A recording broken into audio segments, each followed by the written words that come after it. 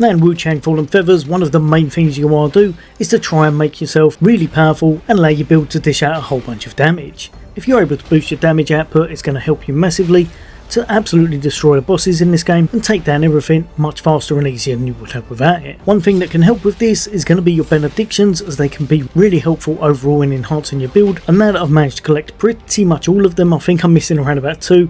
After a lot of testing out, there's one set that outdamages the rest that everyone should definitely know about. Now, no doubt in my mind, I have been putting out a lot of videos, so I'm probably late to the punch with this one, but if you don't know about them, then I'll be going over the benediction set of the Disciplinary False Benedictions, the 3, the 6 and 9. Now, if there's any benedictions that you think are absolutely amazing, I'd love to hear from you, so drop it in the comments. But after a lot of testing out on some of the kind of higher health enemies in the game, I found these to be the best by quite a long margin because of how much extra damage they allow you to do.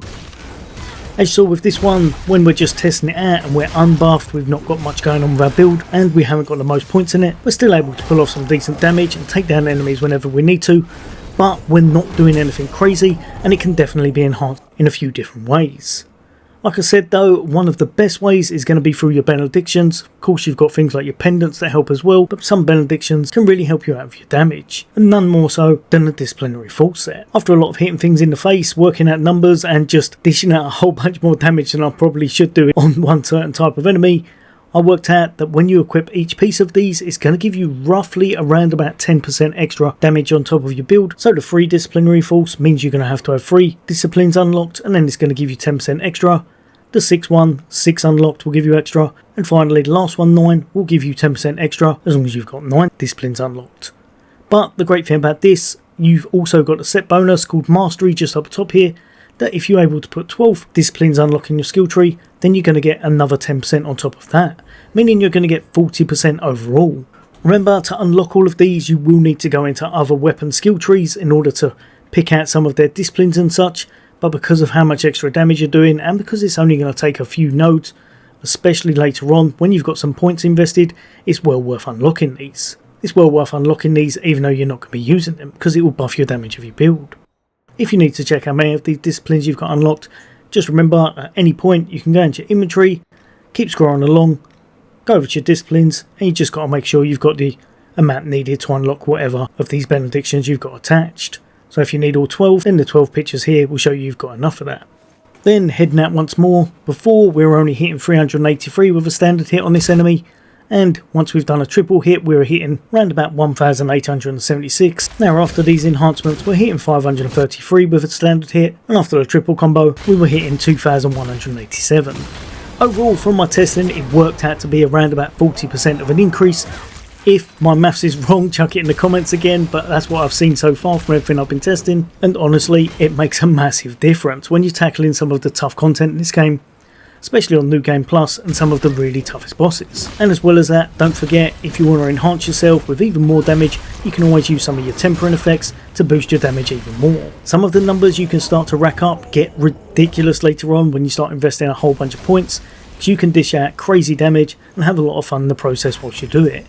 Taking down your enemies like this makes things a whole bunch faster, but also a whole bunch more fun in my opinion. And don't forget, if you did want to enhance yourself even more than that, stick on some pendants that's going to boost your damage, and as well as that, make sure you're at above 90% of your inner demon, because then you're going to get 20% extra overall damage on top of your build. Now the great thing about these benedictions is that you can pick a couple of them up quite early on in the game, but the last one unfortunately is a late game item for the bonus set. I'll be going over how to pick them all up now for anyone who might be missing something. So for the first one, very early on in your game, you're going to be heading over to the Light's End Temple, and then you're going to meet this guy right here, Wuchang, who's going to be one of your merchants later on. You're going to want to speak to him, exhaust his dialogue, and then after that you're going to make your way straight forward to just before you're fighting the actual first boss. That's going to be Tatanga. Take out any enemies that you need to that's going to get in your way, and then after that you're going to want to just head straight forward, wrap around the kind of inner building works, and then just before you go in to face the boss, just on your right hand side here is going to be a little open doorway.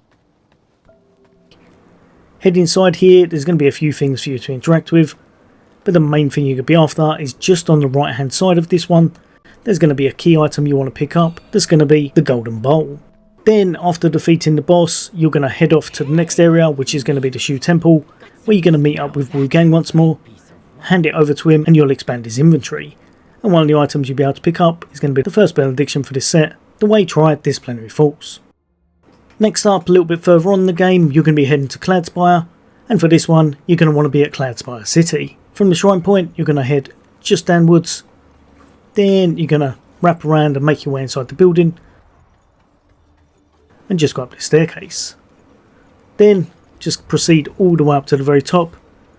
keep making your way up the staircases, until eventually you're going to make your way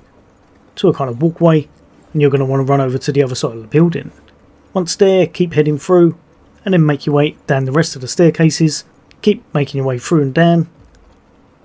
until eventually you're going to get to the bottom floor and you're going to want to make your way outside to where you see this snowy area. Now, a lot of people might miss this one because you do want to be hitting these barrels to reveal a little hidden ladder.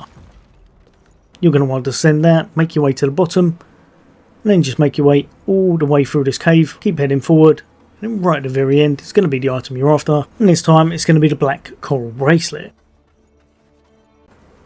Exactly the same again, you're going to want to head back to wherever Wuchang is, and then you're going to hand it over to him, expand his inventory once more, and be able to grab yourself a whole bunch more benedictions, one of which is going to be the one you're after, the Wei Six Disciplinary Force. So at this point you've got 2 out of the 3, the third one unfortunately is quite a ways on into the game and you're going to have made it over to Mount Zenwu, defeated the Fierce Tiger, and your starting point is going to be the Zenwu Altar Shrine. From here you're going to have a few things to do, so you're probably going to want to go down to Ferry Overlook, make sure you take out everything there, do the quests, do a few things that you want to finish up, but once you have a chance and you think you've finished everything off, you're going to want to make your way down this area just here. Just keep making your way all the way forward until eventually, right at the end of the path, just before you go into a cave, is going to be the Storyteller. Of course, first thing you're going to do is take out the bird next to him, grab yourself a feather, in case you need to boost your stats at any point. If you've done that, speak to the Storyteller and he'll ask you if you want to proceed forward. Now this is the kind of point of no return that you get in a lot of these games, so you do want to be mindful if you've got anything to finish up, you might want to do it now before you do actually proceed with things. But once you're ready to move on, confirm it, say that you're ready, and then you'll be spawning in at the next area, which is going to be the Worship's Rise and Alum. In here there's going to be a whole bunch of NPCs that you're going to want to speak to, see if there's any more to the quest lines and such, and there will also be the Storyteller, but the main thing we're going to be after is making your way all the way around and down, because if you keep making your way down to this area just here, eventually you're going to come straight back to the panda that you met earlier,